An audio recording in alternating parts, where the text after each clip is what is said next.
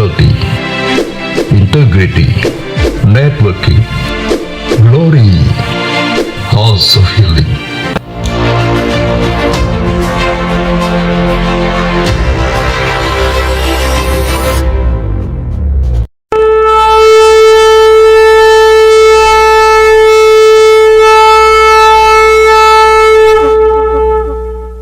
Apa yang dimaksud dengan Pentakosta ketiga? Pentakosta ketiga adalah pencurahan Roh Kudus yang dahsyat di zaman now, melebihi yang terjadi di Azusa Street. Pentakosta ketiga akan mengakibatkan penuaian jiwa yang terbesar dan yang terakhir sebelum Tuhan Yesus datang kembali. Pentakosta ketiga akan membangkitkan generasi Yeremia, yaitu anak-anak muda yang dipenuhi Roh Kudus, cinta mati-matian kepada Tuhan Yesus, tidak kompromi terhadap dosa, dan akan bergerak untuk memenangkan jiwa. Pentakosta ketiga lahir di Indonesia dan bergerak ke bangsa-bangsa. Gerakan ini dari timur ke barat dan akan kembali ke Yerusalem. Pentakosta ketiga akan memberikan kuasa untuk menyelesaikan amanat agung, dan setelah itu Tuhan Yesus datang kembali.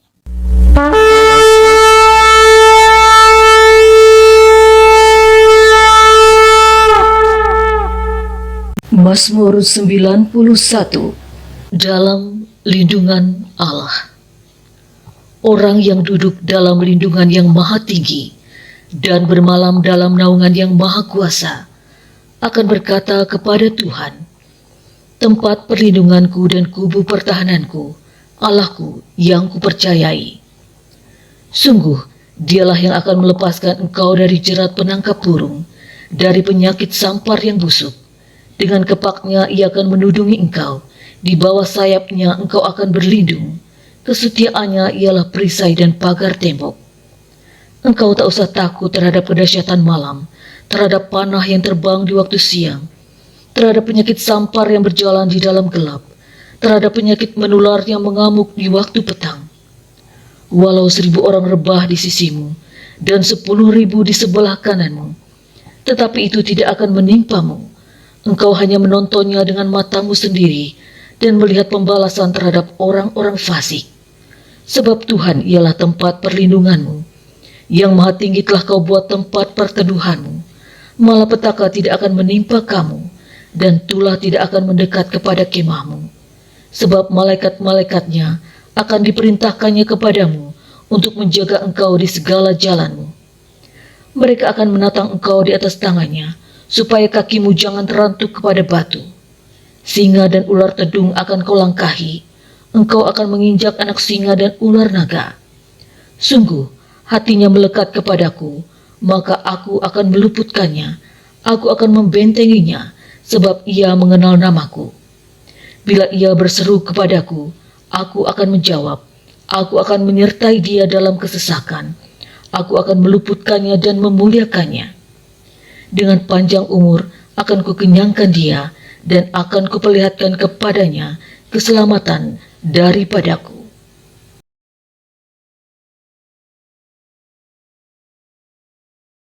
Selamat pagi Bapak Ibu Saudara yang terkasih, Shalom. Ketemu lagi kita di tengah-tengah ibadah online GB Pondok Indah Raya 1A.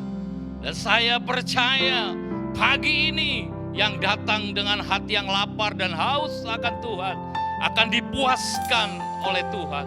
Sebab ketika kita hari ini ada sebagaimana kita ada, itu semua karena kebaikan Tuhan, semua karena kemurahan Tuhan. Biarlah pagi ini kita boleh siap beribadah. Mari sebelum kita mulai kita berdoa. Bapa, terima kasih oleh karena kemurahan-Mu dan kebaikan-Mu Tuhan. Hari ini, pagi ini kami boleh ada sebagaimana kami ada. Kami bersyukur ya Tuhan. Kau berkati Tuhan ibadah kami pagi ini dari awal pertengahan sampai akhir. Engkau hadir tengah-tengah kami. Roh Kudus melawat menjamah setiap kami. Sehingga semua kami yang beribadah, baik yang ada di rumah-rumah, dimanapun mereka berada ya Tuhan, mereka mengalami Tuhan. Terima kasih Tuhan. Terpujilah nama-Mu kekal sampai selama-lamanya. Dalam nama Tuhan Yesus kami berdoa. Amin.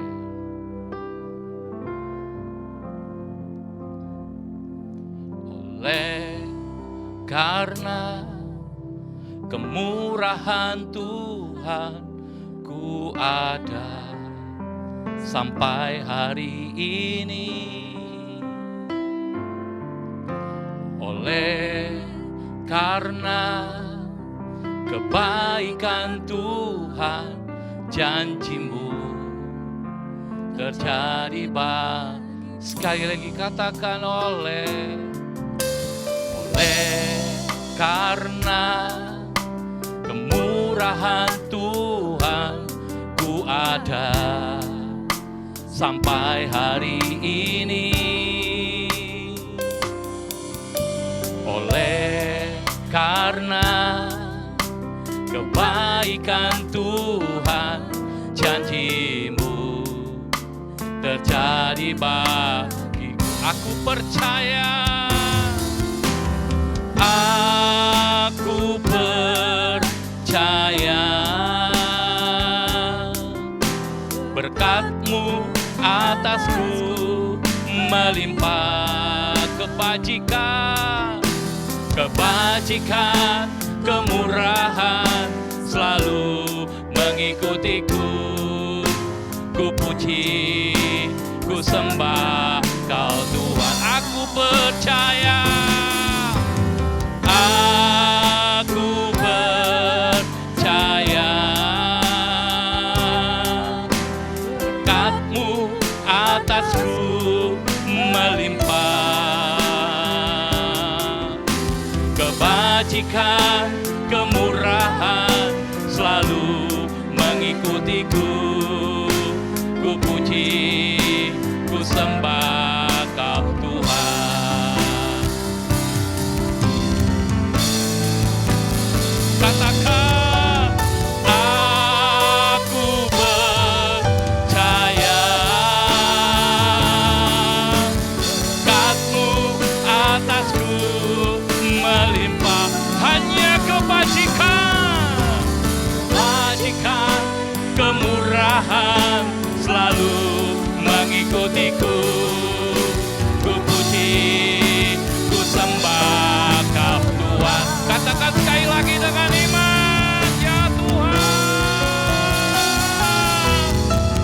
Aku percaya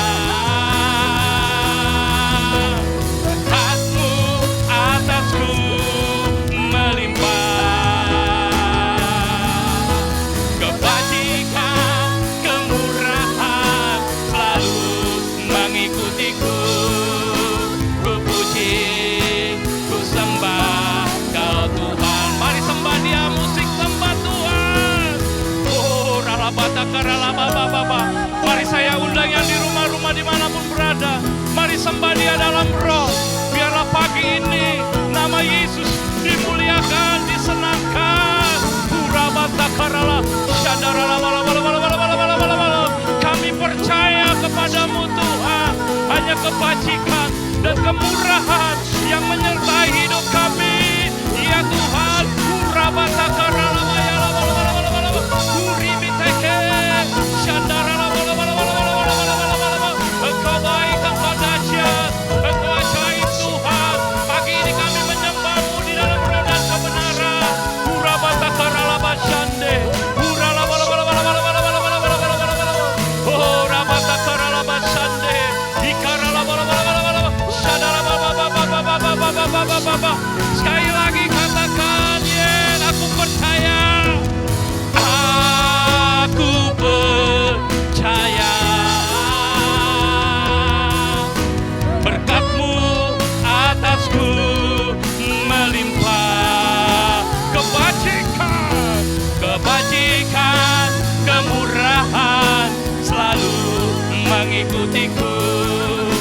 Ku puji, ku sembah Kau Tuhan.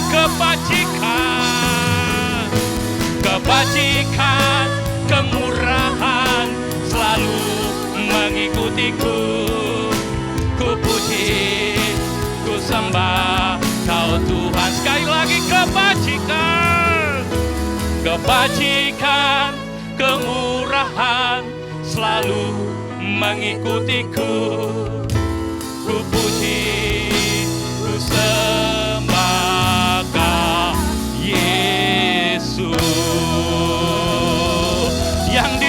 rumah dimanapun berada, tepuk tangan bagi Yesus.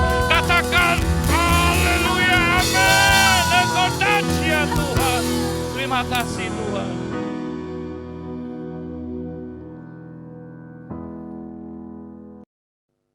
Yes, berikan tepuk tangan bagi Tuhan.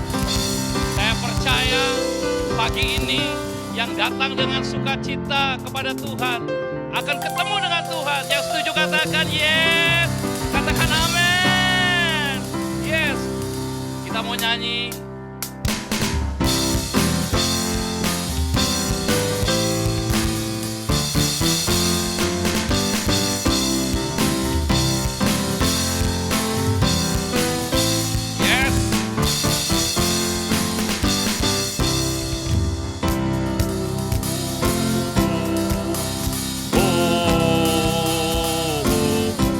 Mari yang di rumah katakan.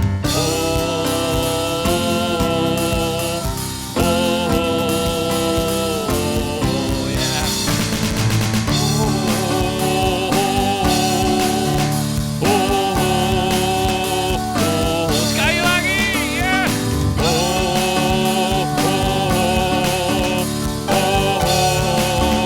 Masuki gerbangnya dengan hati bersyukur, halamannya dengan pujian.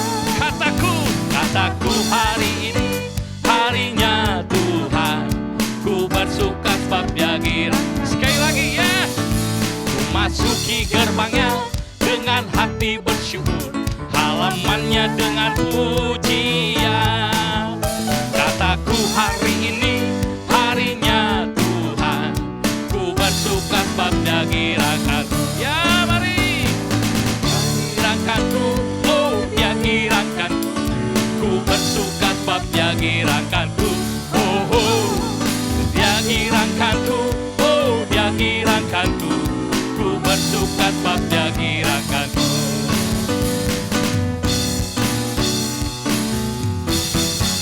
Yo, sekali lagi yo.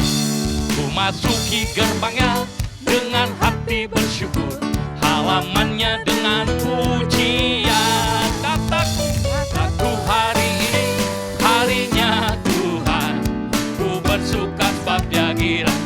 Yo, Dia girang, Dia girangkanku, oh Dia girangkanku, ku bersuka sebab Dia girangkanku.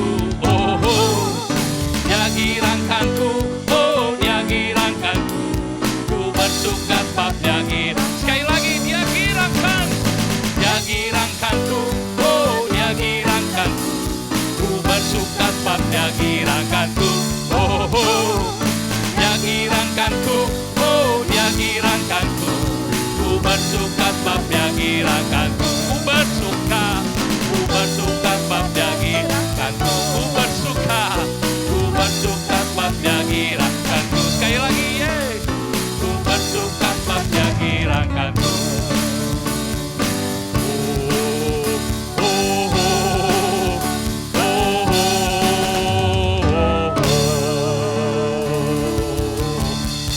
Haleluya. Yes.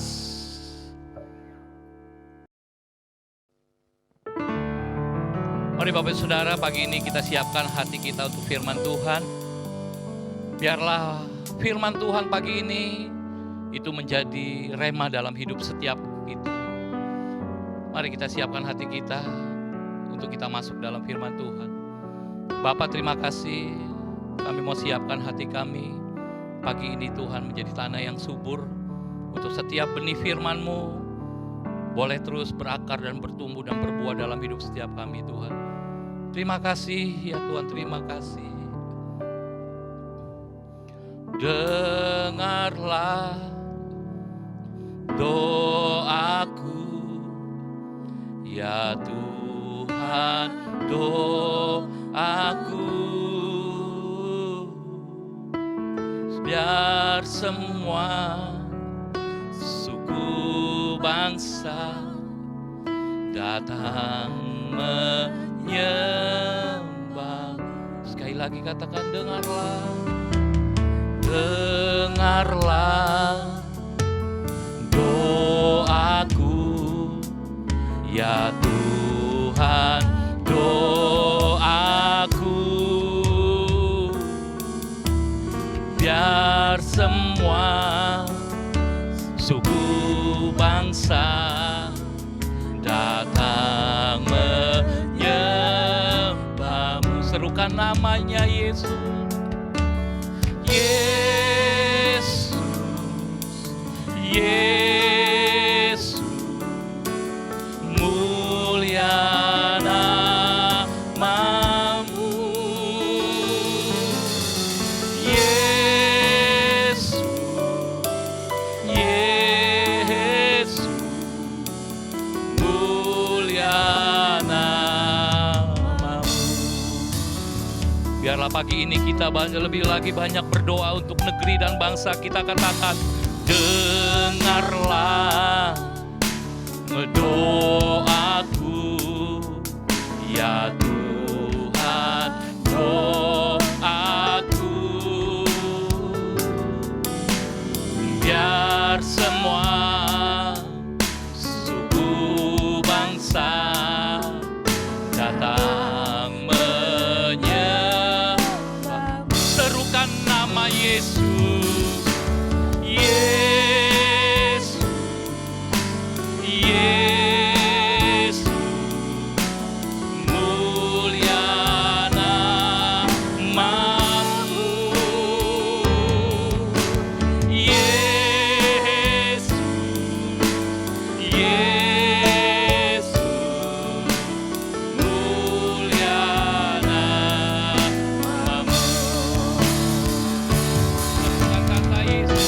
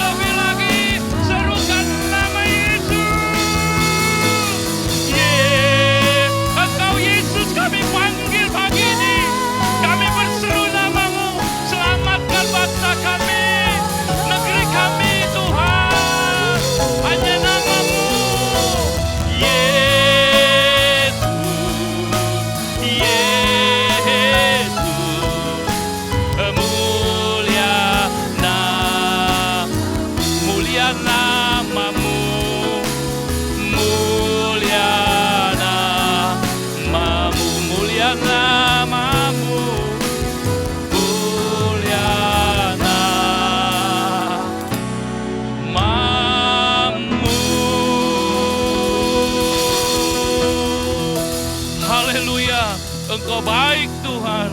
Terima kasih dalam nama Yesus.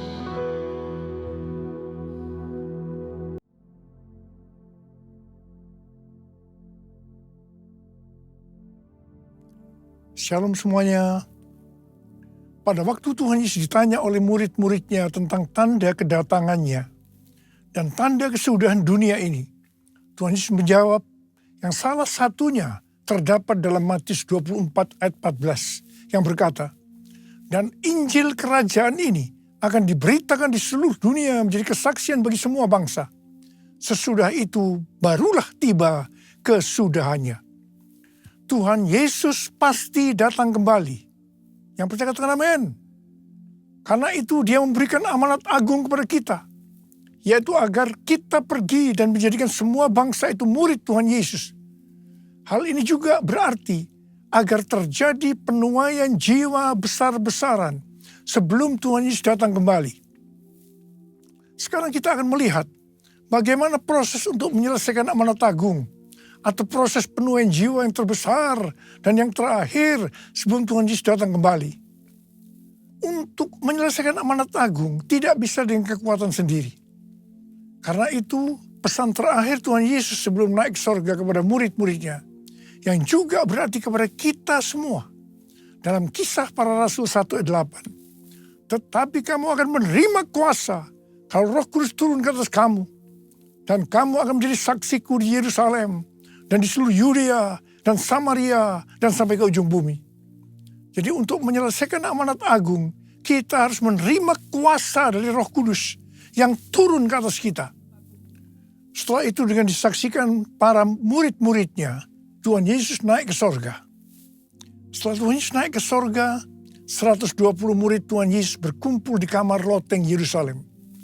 Mereka melakukan ini karena Tuhan Yesus memerintahkan agar mereka tidak meninggalkan kota Yerusalem sebelum diperlengkapi dengan kekuasaan dari tempat tinggi.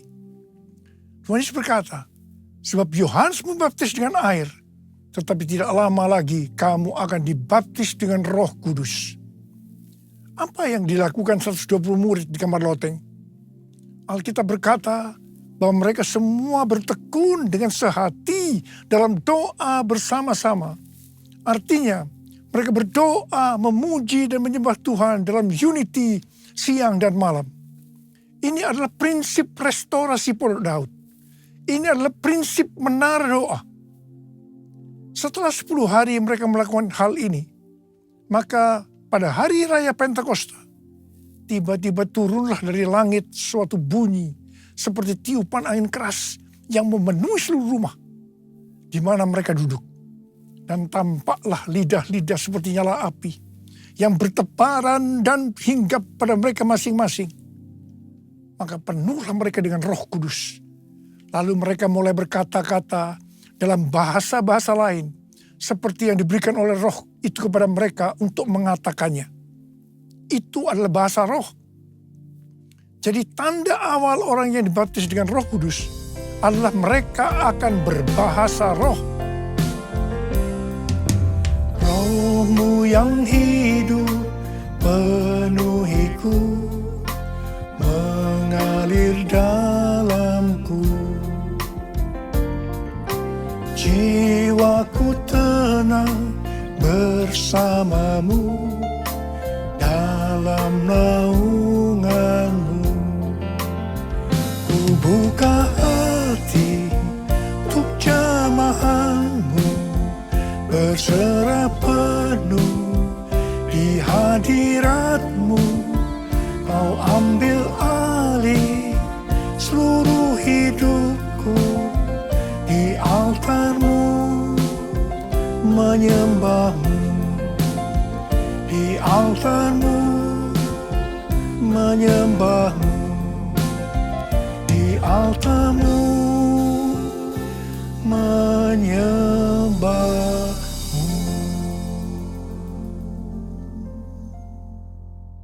Apa yang terjadi setelah murid-murid Tuhan Yesus dipenuhi dengan Roh Kudus? Hal yang pertama, Petrus berkhotbah sekitar 5 menit.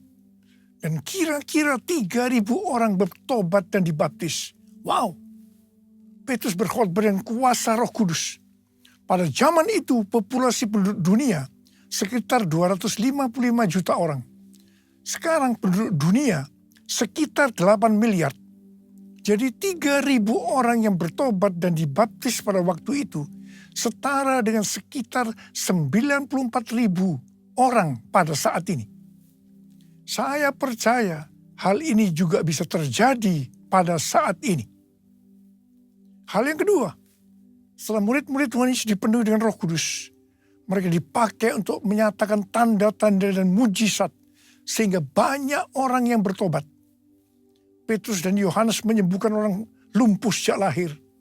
Bayangan Petrus bisa menyembuhkan orang sakit. Sapu tangan atau kain yang pernah dipakai Paulus, jika diletakkan pada orang sakit atau dirasuk setan, maka orang itu akan sembuh. Dalam Markus 16 ayat 15 sampai dengan 18, Tuhan Yesus berkata bahwa kalau kita pergi untuk memberitakan Injil, maka tanda-tanda dan mujizat akan menyertai kita. Sejak tahun 2006, saya diperintahkan Tuhan untuk mengadakan kebaktian kesembuhan ilahi. Selama 13 tahun, saya sudah mengadakan 318 kali kebaktian kesembuhan ilahi. Setiap kali berkhotbah, saya pasti memberitakan Injil. Tanda-tanda dan mujizat terjadi. Saya diizinkan Tuhan untuk melihat dan mengalami mujizat seperti yang dilakukan oleh Tuhan Yesus 2000 tahun yang lalu. Hal yang ketiga, Setelah murid-murid Tuhan Yesus dipenuhi dengan Roh Kudus, maka cara hidup mereka berubah. Sehingga banyak orang yang bertobat. Yang pertama, mereka bertekun dalam pengajaran rasul-rasul dan dalam persekutuan. Bagi kita, ini juga bisa diartikan mereka suka membaca Alkitab. Mazmur 119 ayat 105 berkata, "Firman-Mu itu pelita bagi kakiku dan terang bagi jalanku."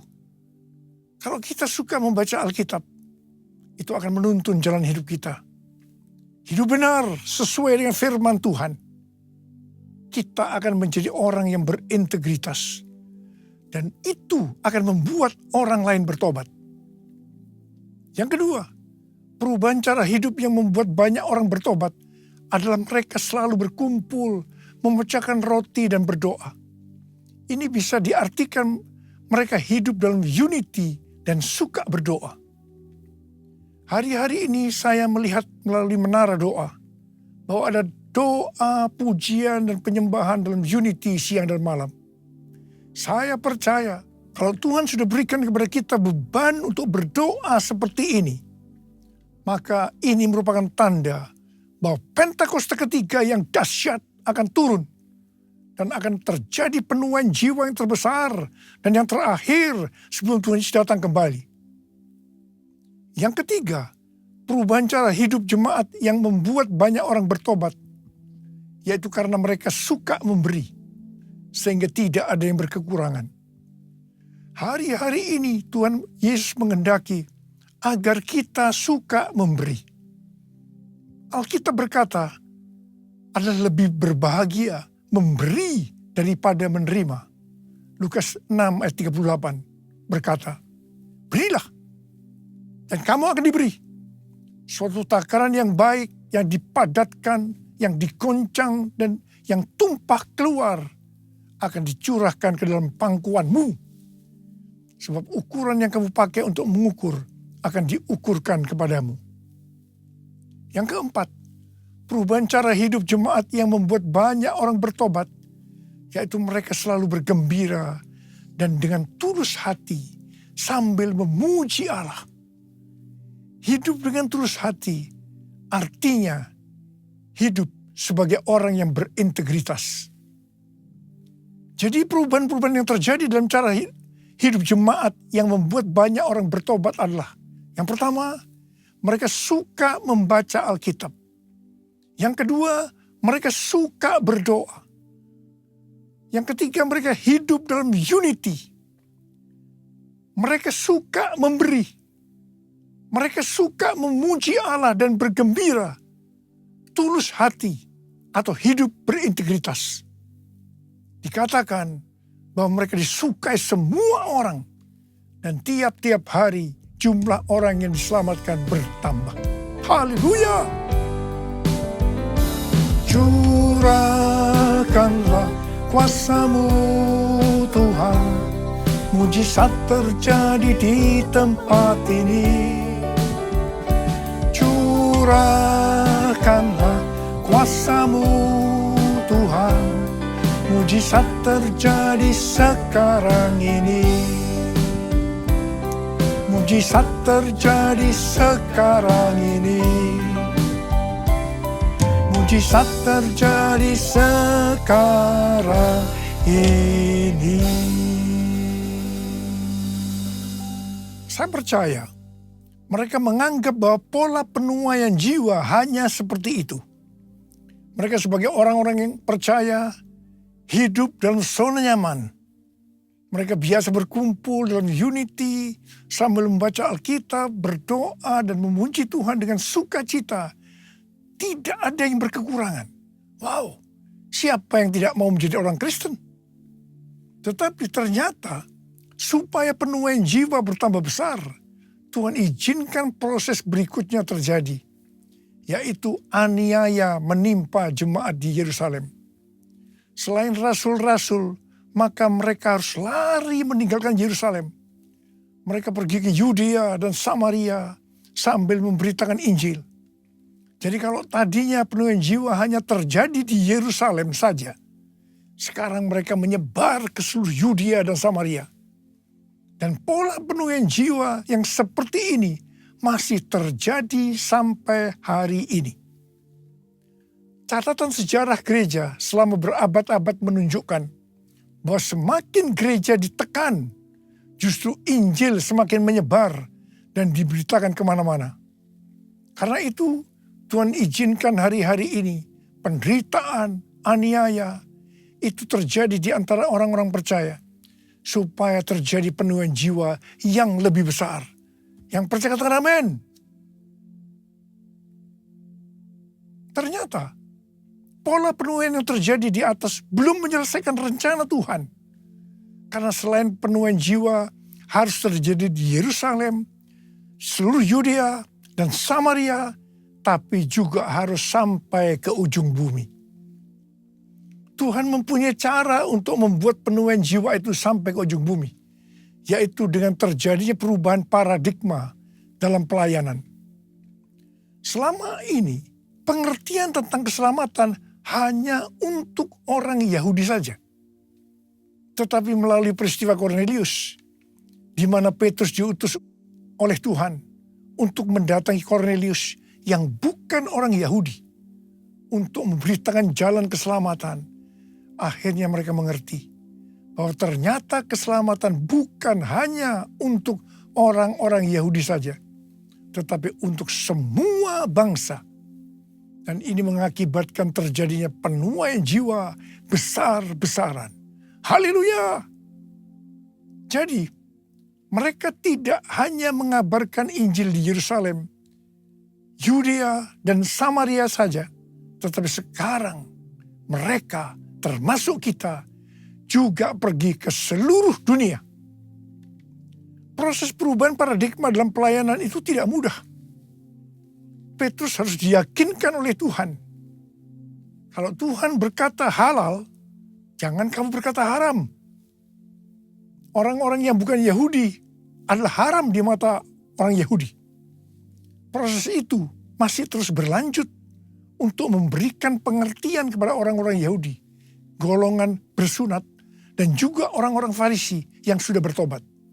Di mana mereka berpendapat bahwa orang yang bukan Yahudi yang percaya kepada Tuhan Yesus harus disunat dan diwajibkan mengikuti hukum-hukum Musa. Tetapi melalui sidang di Yerusalem, akhirnya mereka mengerti dan bisa menerima bahwa keselamatan bukan hanya untuk orang-orang Yahudi saja, tapi untuk semua bangsa. Katakan amin. Jesus, I believe in you. Jesus, I belong to you. You're the reason that I live, the reason that I sing. Jesus, I believe in you. Jesus, I belong to you. You're the reason that I live, the reason that I sing. With all I am. Di awal pelayanan saya termasuk salah seorang yang dipakai oleh Tuhan untuk melakukan paradigma yang baru dalam pelayanan untuk menyelesaikan amanat agung. Sebagai contoh, tentang membuka gereja baru. Yang kedua, cara ibadah dengan doa, pujian, dan penyembahan, termasuk menggunakan bahasa roh untuk memuji dan menyembah Tuhan. Yang ketiga, tempat ibadah yang dilakukan bukan di gedung gereja. Dan yang keempat juga mengenai Pentakosta ketiga.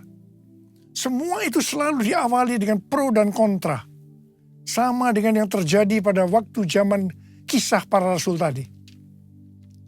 Pada tahun 2009, Tuhan berbicara kepada saya bahwa Tuhan akan mencurahkan Roh Kudus sehingga terjadi pencurahan Roh Kudus yang dahsyat. Pada saat Roh Kudus dicurahkan, akan terjadi peristiwa seperti yang terdapat dalam Yoel 2 ayat 28 sampai dengan 32. Di sini disebutkan bahwa pada saat Roh Kudus dicurahkan akan ada 3 tanda yang terjadi. Tanda pertama sesuai dengan Yoel 2 ayat 28 dan 29, bahwa anak-anak, pemuda, Dan orang tua akan dipakai oleh Tuhan secara luar biasa. Amin. Tanda yang kedua, sesuai dengan Yoel 2 ayat 30. Maka akan terjadi mujizat yang luar biasa. Tanda ketiga, sesuai dengan Yoel 2 ayat 31. Maka akan terjadi goncangan-goncangan yang dahsyat. Dengan adanya 3 tanda ini, maka Yoel 2 ayat 32 akan digenapi. Akan banyak orang yang berseru kepada nama Tuhan. Dan mereka yang berseru kepada nama Tuhan akan diselamatkan. Ini berarti akan terjadi penuaian jiwa yang besar. Sejak tahun 2009, hampir di setiap khotbah, saya selalu mengingatkan tentang guncangan-guncangan ini. Dan ini terjadi hampir sekitar 10 tahun. Siapa mengira bahwa yang disebut dengan guncangan ini adalah pandemi COVID-19, di mana di Indonesia dimulai pada tanggal 2 Maret 2020. Kita melihat selama ini bahwa dengan adanya pandemi COVID-19 ini, telah terjadi perubahan paradigma dalam pelayanan. Pelayanan secara online terbukti merupakan alat untuk mempercepat penyelesaian amanat agung, yaitu dengan semakin cepat dan banyaknya orang yang mendengar dan mengenal Injil Kerajaan Allah. Pada tanggal 8 Februari 2023, dimulainya kebangunan rohani di Asbury University, Kentucky. Yang mereka lakukan adalah berdoa, memuji, dan menyembah Tuhan dalam unity siang dan malam. Ini adalah prinsip restorasi Pondok Daud. Ini adalah prinsip menara doa. Kebangunan rohani ini menyebar ke kampus-kampus lain di Amerika Serikat. Seperti di Lee University, Oral Roberts University, dan lain-lain. Berita kebangunan rohani melanda ke seluruh dunia. Revival di Asbury University ini merupakan bagian dari penggenapan Pentakosta ketiga, di mana Tuhan melawat generasi Yeremia, yaitu anak-anak muda yang dipenuhi dengan Roh Kudus, cinta mati-matian kepada Tuhan Yesus, tidak kompromi terhadap dosa, dan akan memenangkan banyak jiwa. Dan melalui revival di atas ini, Tuhan menunjukkan bahwa pola penuaian jiwa ke depan ini, saya percaya sampai dengan Tuhan Yesus datang kembali, adalah melalui menara doa, yaitu doa, pujian, dan penyembahan bersama-sama dalam unity siang dan malam. Pelayanan seperti ini di kampus-kampus sudah berakhir. Tetapi Tuhan sedang memunculkan di Amerika Serikat yang disebut dengan Third Pentecost Azusa Street Prayer Tower. Azusa Street Prayer Tower adalah tempat untuk berdoa bagi kebangunan rohani global Pentakosta ketiga. Pelayanan dan pelatihan di dalam pusat kota Los Angeles, California. Dan lokasinya adalah sekitar 25 meter dari Azusa Street Revival yang dipimpin oleh William Seymour tahun 1906. Azusa Street Prayer Tower ini adalah penggenapan nubuatan dari Cindy Jacob bahwa gerakan Pentakosta ketiga ini dimulai dari timur ke barat, dan barat ini adalah Amerika Serikat. Dari Amerika Serikat akan menyebar ke seluruh dunia dan kembali ke Yerusalem. Api Pentakosta menyala, api Pentakosta menyala, api, api, api, api, api, api Pentakosta ketiga, api Pentakosta menyala, api Pentakosta menyala, api, api, api, api, api, api Pentakosta ketiga. Banyak hamba Tuhan mendapatkan bahwa kita harus memperhatikan dengan saksama sampai dengan tahun 2033. Tahun 2033 adalah peringatan 2000 tahun kematian, kebangkitan, kenaikan Tuhan Yesus ke sorga. Tahun 2033 adalah peringatan yang ke-2000 tahun pencurahan Roh Kudus, yang berarti peringatan hari ulang tahun gereja yang ke-2000. Peringatan 2000 tahun dimulainya amanat agung. Visi yang didapatkan oleh Empower 21 adalah pada hari Pentakosta 2033. Setiap orang akan mendapatkan kesempatan untuk berjumpa secara autentik dengan Tuhan Yesus melalui kuasa dan kehadiran Roh Kudus. Everyone. Rick Warren dari aliran baptis mendapatkan bahwa tahun 2033 adalah goal untuk menyelesaikan amanat agung. Tuhan memberikan tuntunan untuk menyelesaikan amanat agung tahun 2033. Kita seperti orang Israel yang dipimpin oleh Yosua untuk memasuki tanah perjanjian, yaitu melalui jalan yang belum pernah kita lalui sebelumnya. Mereka akan dituntun oleh tabut Allah. Jarak antara tabut Allah dengan orang Israel yang mengikutinya harus sekitar 2000 hasta. Tidak boleh terlalu dekat, juga tidak boleh terlalu jauh. Untuk itu, mereka harus menguduskan diri. Kita juga akan dituntun oleh Roh Kudus dengan cara yang sama.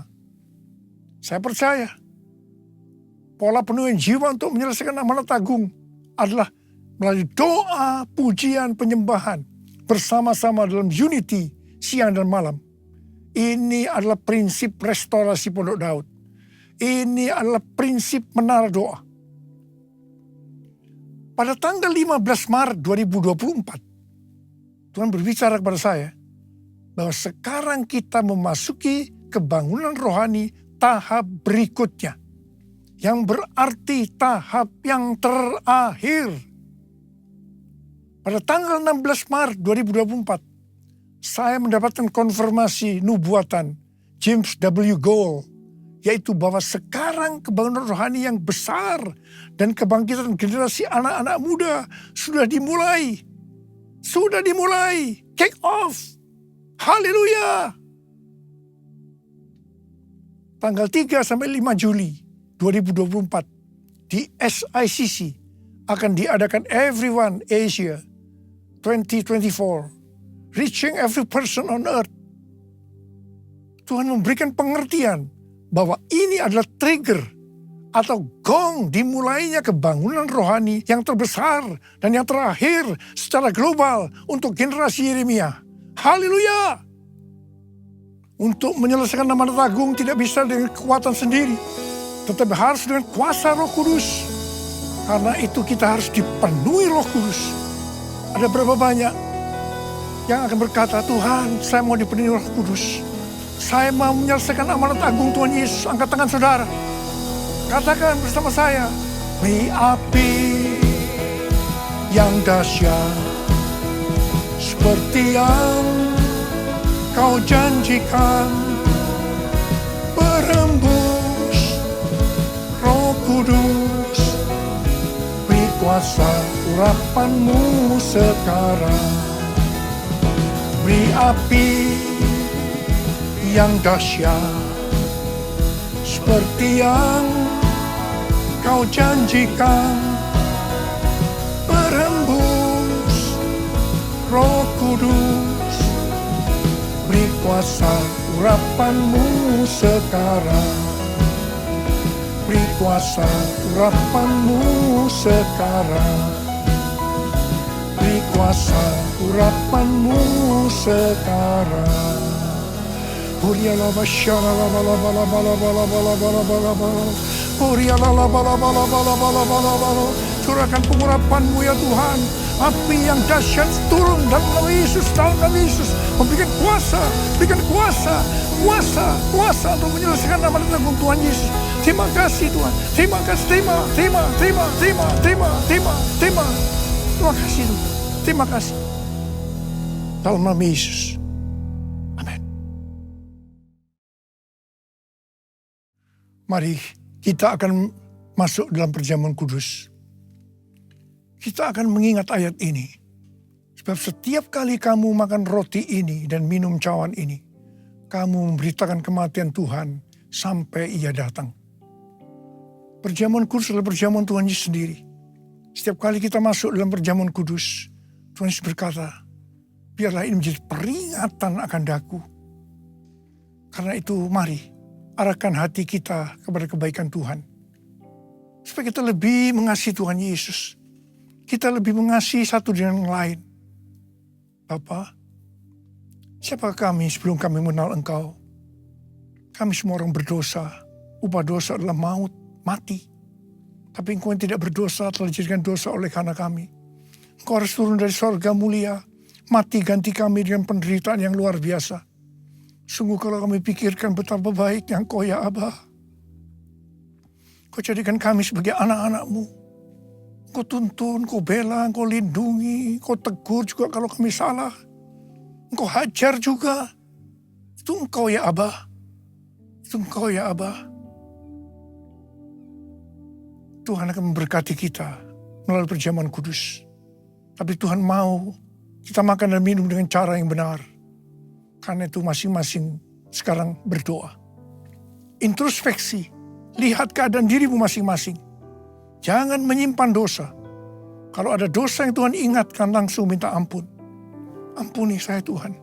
Ampuni saya Tuhan. Katakan, ampuni saya Tuhan, ampuni kami semua. Layakkan kami untuk masuk dalam perjamuan kudus. Kami akan masuk dalam perjamuan kudus dengan hati yang penuh ucapan syukur. Dalam nama Yesus kami berdoa. Amin. Mari, angkat roti di tangan kanan kita tinggi-tinggi. Sebab apa yang telah kuteruskan kepadamu, telah aku terima dari Tuhan. Yaitu bahwa Tuhan Yesus pada malam waktu ia diserahkan mengambil roti. Dan sesudah itu yang mengucap syukur atasnya. Dia memecah-mecahkannya dan berkata, inilah tubuhku yang diserahkan bagi kamu. Perbuatlah ini menjadi peringatan akan aku. Tuhan dikasih Tuhan, bukankah roti yang kita pecah-pecahkan ini adalah persekutuan kita dengan tubuh Kristus? Mari kita makan dalam nama Yesus.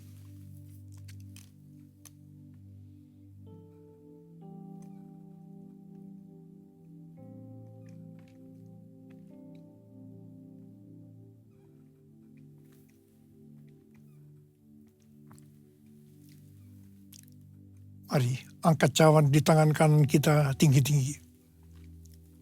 Demikian juga yang mengambil cawan sesudah makan lalu berkata, cawan ini adalah perjanjian baru yang dimeteraikan oleh darahku. Perbuatlah ini setiap kali kamu meminumnya menjadi peringatan akan aku. Saudara dikasih Tuhan, bukankah cawan pengucapan syukur? Yang atasnya kita ucapkan syukur adalah persekutuan kita dengan darah Yesus. Mari kita minum dalam nama Yesus.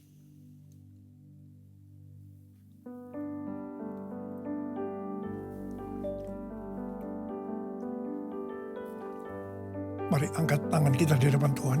Ucapkan syukur dan terima kasih dengan suara. Tuhan, terima kasih ya Tuhan. Terima kasih, terima kasih. Terima kasih ya Abah, terima kasih. Urala basyara bala bala bala. Oh riala bala bala bala bala. Oh rala bala bala. Ada berapa banyak di antara saudara yang membutuhkan kesembuhan? Angkat tanganmu. Kau melihat anak-anakmu sedang mengangkat tangan mereka Tuhan. Saat ini Kau sedang menyembuhkan yang sakit. Kau sedang membebaskan yang terikat. Kau menghibur yang susah. Engkau menguatkan yang lemah. Engkau memberikan pengharapan-pengharapan yang baru bagi yang datang dengan keadaan putus pengharapan. Terima kasih. Sembuh dalam nama Yesus. Sembuh dalam nama Yesus. Sembuh dalam nama Yesus. Sembuh dalam nama Yesus. Terima kasih Tuhan. Terima kasih Yesusku, terima kasih Yesusku. Puji syukur hanya bagi Tuhanku. Terima kasih Yesusku, terima kasih Yesusku. Puji syukur hanya bagi Tuhanku. Terima kasih Yesusku, terima kasih Yesusku. Puji syukur hanya bagi Tuhanku.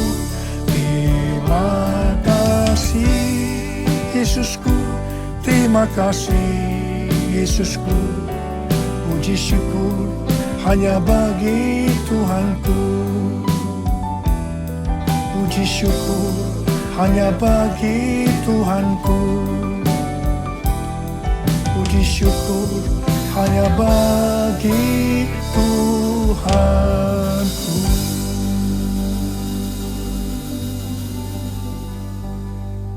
Terima kasih Tuhan. Sekarang terimalah berkat Tuhan. Kasih karunia berlimpah-limpah daripada Allah Bapa di dalam anak yang tunggal Yesus Kristus. Persekutuan yang manis dengan Roh Kudus menyertai kita semua. Mulai hari ini sampai Tuhan Yesus datang menjemput kita di awan-awan. Dan bahkan sampai selama-lamanya. Yang percaya bersama-sama katakan, Amin.